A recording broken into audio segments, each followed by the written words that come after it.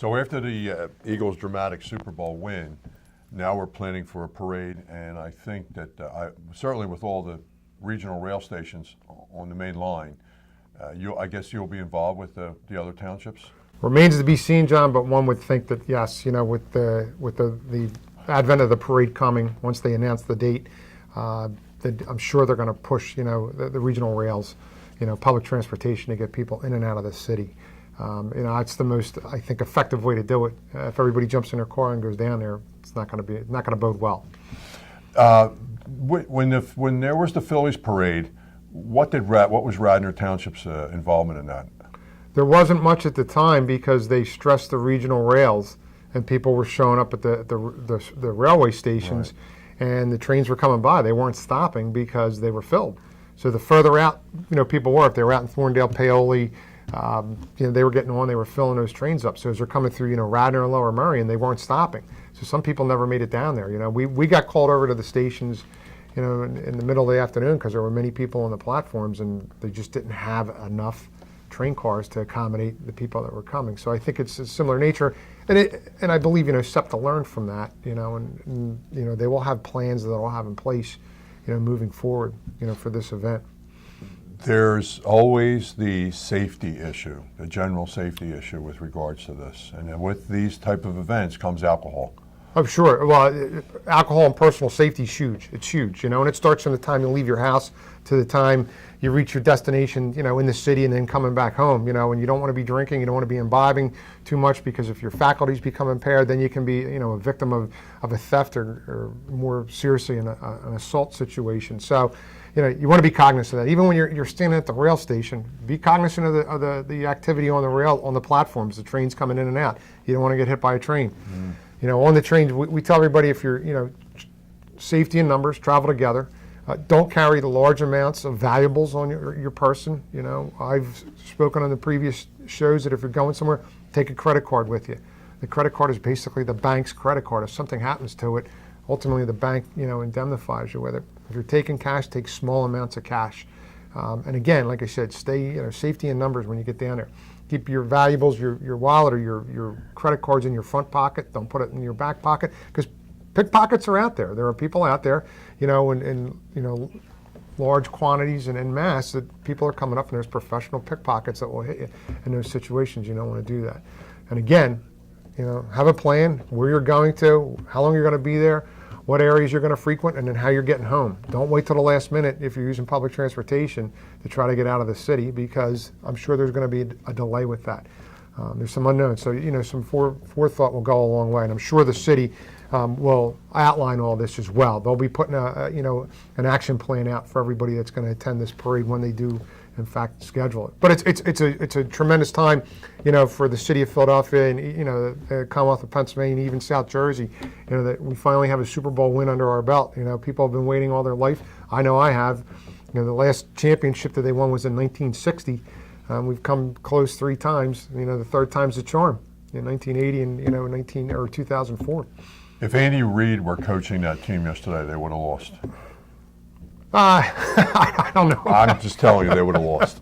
Well, Doug Peterson's a disciple of Andy Reid. So all Andy's disciples win Super Bowls. Mm-hmm. John Harbaugh has won a Super Bowl, and now Doug Peterson. So, and where did they all start? They started with Andy.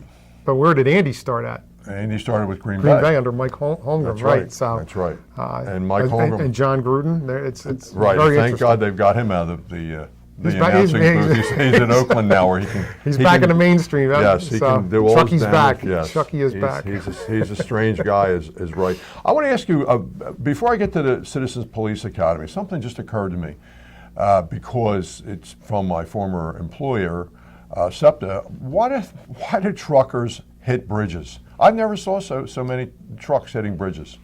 Well, John, it's been going on here as long as I've been a police officer here, and that's over 28 years.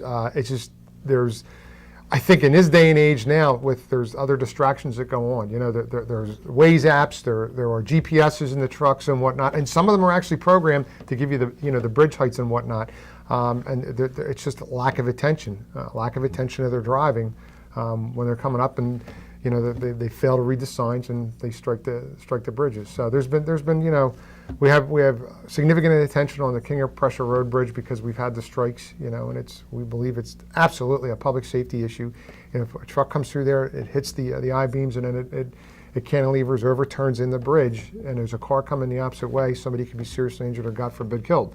It hasn't happened yet. We've been fortunate, but we don't want that to happen. So that's why we're working vigorously on this with our state legislators, SEPTA, Amtrak, PennDOT, the townships. It's on the forefront, and we're trying to bring some resolution to this.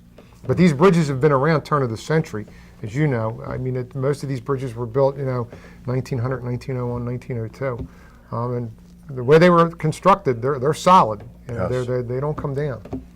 Yeah, they left the bridges from the Stratford line up to keep the trucks out of the neighborhoods. Right. That's the to me the worst one, the one I notice all the time is the one on Conestoga Road by the old SEPTA substation on the Conestoga Road And Brookside Avenue. Yes, Correct. yes, and Correct. there's a substation there, and there's trucks frequently having to back up or turn around, and of course, that creates a hazard unto itself. Sure. Because they're blind turns in both directions. Right. So. And we get calls from time to time to go down there, and it's just those trucks. They'll pull over to the side and they'll call, and they'll have an officer come down. Well, at least they do that. Yeah, to make it safe. But other times they don't do that. They try backing up, create a hazardous situation, or they don't read the signs and they hit the bridge. Yes. So now we're in the recovery mode. Yes. All right, let's talk about the Citizens Police Academy. Just a quick reminder, everybody, that the Radnor Township Police Department Citizens Police Academy will be kicking off again in March. So everything is online at radnor.com, so please check it out. And if you have interest in it, fill out the application, get it in as soon as possible. We're shooting into the last 4 weeks before the class starts. So we have openings, and it's in my opinion, a phenomenal way for you to come in and meet the police department and the police officers that are your police officers in Radnor Township, and also as a resident to become educated, in what we do, and likewise, and on the same wavelength, if you will, we're able to meet our residents and really get to know them very well. And John, you know that as well, being a graduate from it last year. So we have residents that come in, citizens that may not know one another. They come in as strangers and they leave as a lot of friendships are made, a cohesive group comes out, and there's other things you can do as a result of that when you come out, whether you join the Town Watch or the Radnor Community Police Organization, the RCPO. So there's a lot of things that you can do for your community to give back to the community as well. So we always look forward to that. It starts in March. It's a 2-month program, and it wraps up. Graduation's the first Tuesday in May. It's a nice event. Yes. Seriously nice Yeah, event. Yeah, very good. My suggestion for those revelers for the parade is to look at SEPTA's website and also look at their Twitter. SEPTA will be posting information later on today, Monday, February 5th. So check those two sites out for finding out what SEPTA's plans are regarding the parade, how to get there. Andy will control the traffic. Andy and his crew will control the traffic. And with Andy Block, this is John Ricciuti, Radnor Studio 21, and I hope you found this informative. Thank you.